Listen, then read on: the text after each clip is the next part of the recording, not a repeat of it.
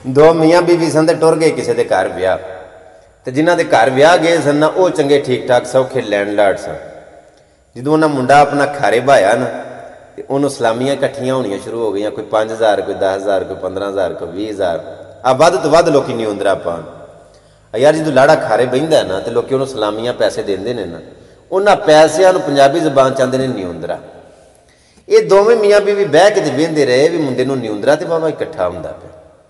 खैर इन्हें विआह शिआह वेखिया, विआह खाधा तो दोवें मियाँ बीवी जो अपने घर वापस पे आउन ना तो बस दे विच बैठे जिन्हें सलाह कर ले भी आखन लगे असां भी मुंडा मंगे है तो इंज करिए घर जाके तो मुंडे का विआह रचाइए, असीं भी मुंडे का विआह करिए ताकि निउंदरा वाहवा इकट्ठा हो।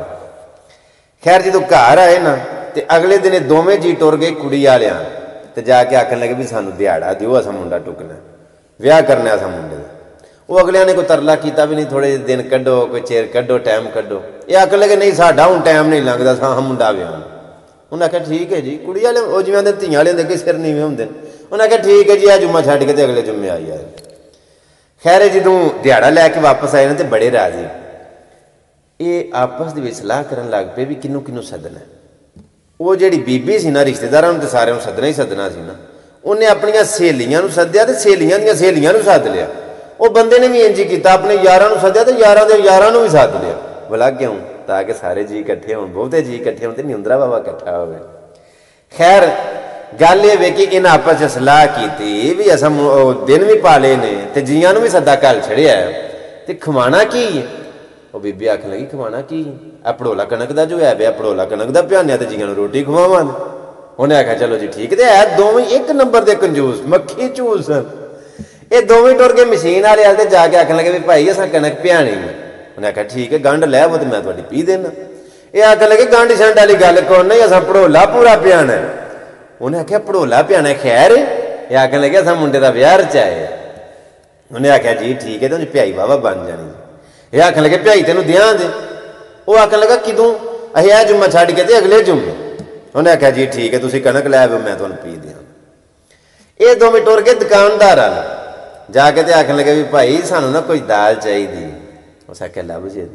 ये आखन लगे निरी दाल नहीं, नाल कोई मसाला जात भी चाहिए। उस आख्या लभ जाणगे। पैसे कितों दिओ दे? ये आखन लगे ए जुम्मा छड्ड के ते अगले जुम्मे ते नज़र सने भी निउंदरा बाबा इकट्ठा होएगा ते मेरा मतलब है फिर वापस इन्होंने कर छड़ाऊंगा। उन्हें आख्या जी ठीक। उधरों वो दाने पीस के आटा घर आ गया, उधरों दाल घर आ गई, मसाला जात घर आ गए ते अल्लाह अल्लाह करके ते दिहाड़ा जुम्मे का भी आ गया। मेल इकट्ठा होना शुरू हो गया जी, मेरा मतलब इकट्ठे होने शुरू हो गए।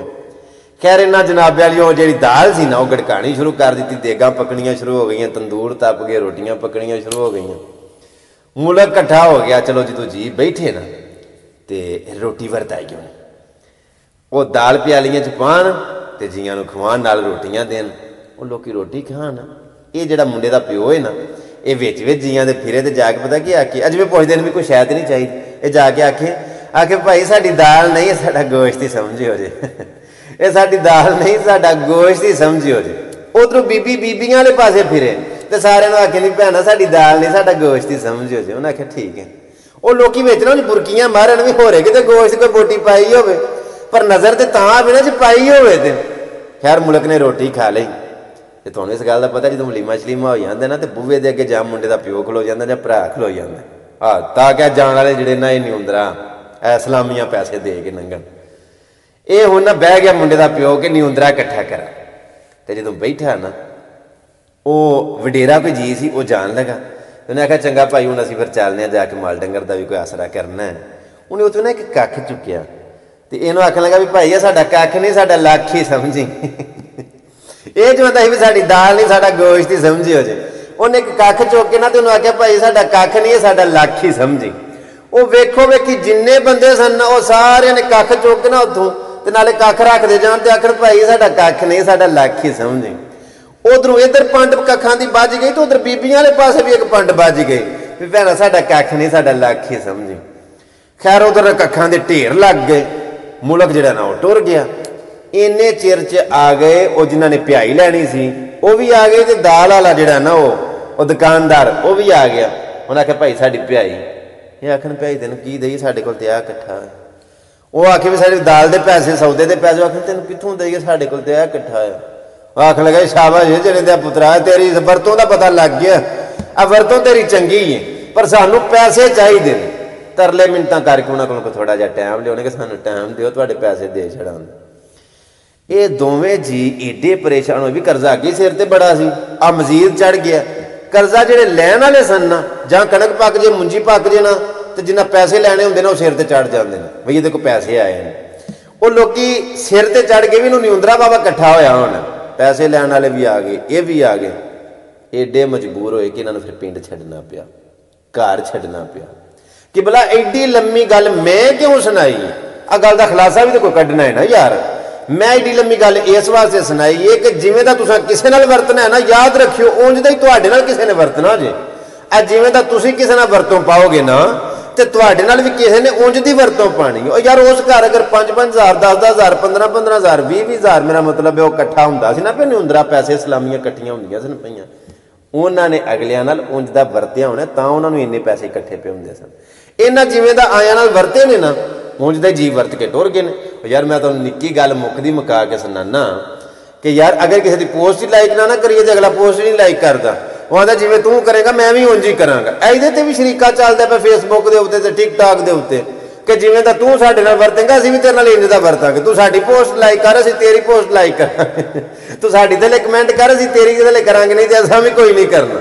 तुसां वेखिया नहीं तरले करदे फिरदे ने वो एक दूजे ने पे जानू जानू तो एक दूजे ने चौधरी चौधरी पे आते हैं।